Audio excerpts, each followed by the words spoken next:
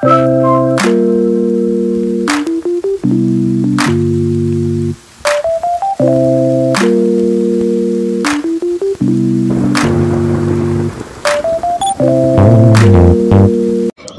আলাইকুম এভরিওয়ান, কেমন আছেন সবাই? আশা করছি আলহামদুলিল্লাহ সবাই ভালো আছেন।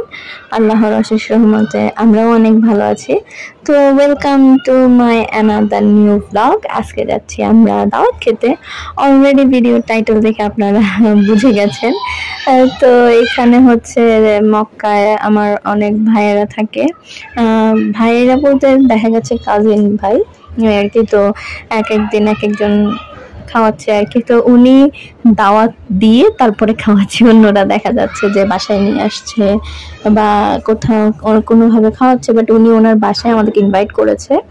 আমরা ওনার বাসার দিকে যাচ্ছি। তো এই যে আমরা যেখানে উঠেছি সেটা হচ্ছে মিসফালা, আর ওনার বাসাটা একটু দূরে। তো আমরা একটা গাড়ি নিয়েছি, সবাই এখানে করেই যাচ্ছি। আর এই যে দেখতে পাচ্ছেন মক্কা টাওয়ার বা ক্লক টাওয়ার। তো ওই দিন আমরা লেজার লাইটটা দেখেছিলাম, আর কোনোদিন দেখি নাই। তো আমরা অলরেডি পৌঁছে গেছি ভাইয়ার হোটেলে। তো ভাইয়ার বাসায় খাবো আমরা, এই হোটেলে খাওয়ার সিস্টেম নাই। তো যারা যারা ভিডিওটি দেখা শুরু করেছেন রিকোয়েস্ট করব না টেনে পুরো ভিডিওটি দেখবেন, আর দেখতে দেখতে যদি ভালো লেগে যায় অবশ্যই আমার চ্যানেলটি সাবস্ক্রাইব করে দিবেন।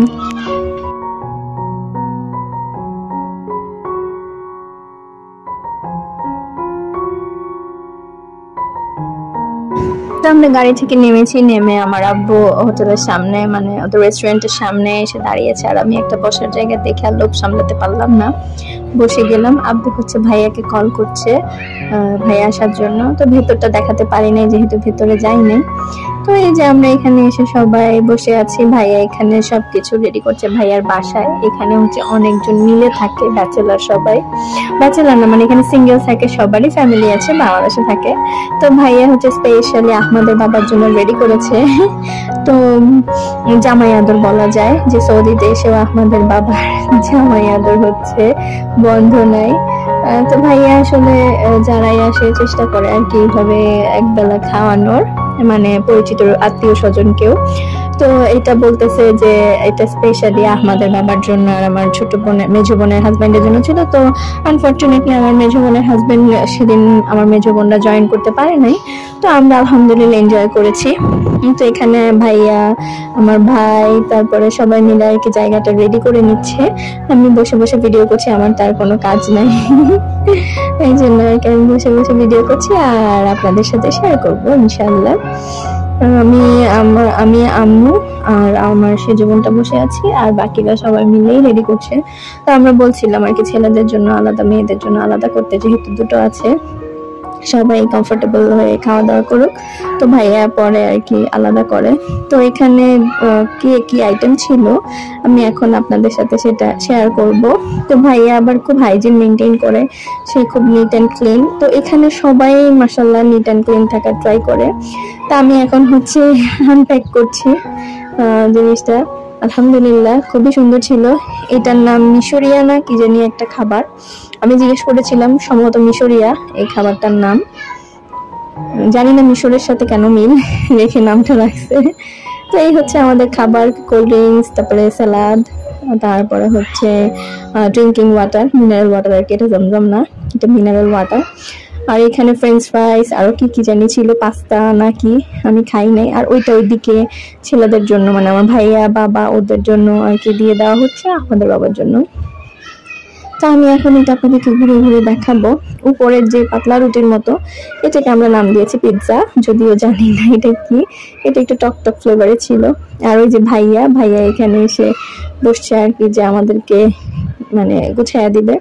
তা আমি যখন মোবাইলটা ধরেছি, ভাইয়া তখন আরো একটু পোস্ট দিয়ে বসেছে যে কর আমাকে ভিডিও কর, এরকম মানে দুষ্টামি করতেছিল। এই আর কি, সবাই একসাথে হলে যা হয়। তো আমরা এই জাব্বুরা খাওয়া দাওয়া শুরু করে দিয়েছে, ওইখানে আরেক ভাইয়া সার্ভ করছে, আর এখন আমরা খাবো। তো খাওয়ার আগে আমি এটা ঘুরে ফিরে আপনাদেরকে দেখাবো যে আর কি কি আছে। তো এই যে রুটিগুলো আমি উপর থেকে সরাই নিচ্ছি। আর সাদা সাদা যেটা দেখছেন এটা মোটেও ডিম না, এটা ছিল পেঁয়াজকে ওরা গ্রিল করেছে। আর 3 রকমের কাবাব ছিল, তারপরে হচ্ছে লেবু, মাঝখানে ছিল হচ্ছে শসা, গাজর, টমেটো, গাজর ছিল না সরি, শসা, টমেটো, ধনেপাতা, কিশমিশ সহ একটা এটা সম্ভবত ডেকোরেশনের জন্য দিয়েছে, বাট খেতে ভালোই ছিল। আর আহমদকে রুটি দিয়ে দিয়েছি, ও খাবে না এই জন্য। আর আমি এদিক থেকে খাওয়া দাওয়া শুরু করেছি, ঝটপট দেখতেই পাচ্ছেন গপাগপ শুধু খাচ্ছি। তো এখানে আসার পর থেকে সবকিছু মোটামুটি আমরা খেতে পারলো। ভাতটা নিয়ে খুবই ঝামেলায় ছিলাম, কিন্তু ভাইয়ার এই ভাতটা এত টেস্টি ছিল, মাশাআল্লাহ অনেক মজার ছিল আলহামদুলিল্লাহ, মানে অন্যরকম পুরো। তো আমি ভাইকে রিকোয়েস্ট করেছি বাংলাদেশে আসলে অবশ্যই যেন আমাকে এই ভাত রান্না করাটা শিখায়। তো আমাদের খাওয়া দাওয়া শেষ, অনেক খাবার বেঁচে গিয়েছে, খাবার নষ্ট করতে খুবই খারাপ লাগে। তাই ভাইয়াকে বলেছিলাম যে ভাইয়া আপনি আমাকে কিছু খাবার দিয়ে দেন, কাবাব ভাত, মানে কাবাব ভাত এগুলা কিছু দিয়ে দেন, আমি হোটেলে গিয়ে খাবো। এবং আলহামদুলিল্লাহ ওই ভাতটা 2-3 দিন পরেও নষ্ট হয় নাই, এবং টেস্ট একটু কম ছিল কিন্তু খেতে খুবই মজা ছিল, ভীষণ মজা ছিল। পরের দিন আমরা সেই ভাত ভর্তা দিয়ে খেয়েছিলাম, আলহামদুলিল্লাহ খুবই ভালো লেগেছিল আর কি। তো আসলে সৌদিতে আসার পর যেটা দেখলাম, মানে আমাদের দেশি মানুষরা বা আদার্স যারা হাজি আছেন প্রচুর খাবার অপচয় করে। এই জিনিসটা আমার খুবই খারাপ লেগেছে। আমরা নিজেরাও অনেক খাবার অপচয় করতে বাধ্য হয়েছি আর কি, যেহেতু ওদের টেস্টের সাথে আমাদের মিলে না। কিন্তু আসলে আমাদের উচিত চেষ্টা করা যেন খাবারটা নষ্ট না হয়। তো যাই হোক, খাওয়া দাওয়া শেষ করে তারপরে খাওয়া দাওয়া নিয়ে এখন আমরা রওনা দিলাম আমাদের হোটেলের দিকে। তো আজকের ভিডিওটা আর বাড়াচ্ছি না, এখানেই শেষ করে দিচ্ছি। আল্লাহ তাআলা সবাইকে ভালো রাখুন। আল্লাহ হাফেজ।